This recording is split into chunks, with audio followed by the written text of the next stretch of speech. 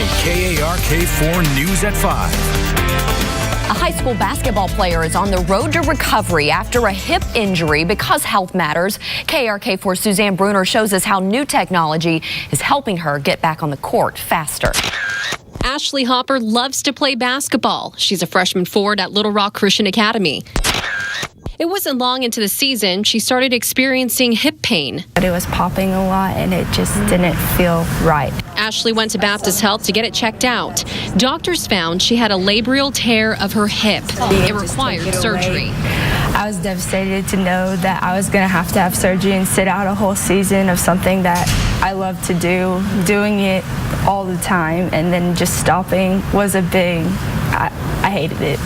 Orthopedic surgeon Lawrence O'Malley used new hip arthroscopy technology to repair the tear. It's a bed that's allowing him to work more efficiently. We're trying to prevent is hip replacements in the future. Dr. O'Malley says the tool cuts down on surgery time and it also reduces post-operative pain. It's more common than we realized. And so this was a surgery that's really only been around about 10 years. Ashley is grateful for the new tool and to be on the road to recovery. She doesn't want other athletes to ignore the signs. Listen to your body, know what it's telling you. With a month left of physical therapy, she's getting stronger and eager to play with her team again.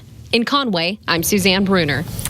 And Baptist Health in Conway is one of 15 in the U.S. and the only hospital in Conway to have the new bed. Surgery takes about an hour to an hour and a half.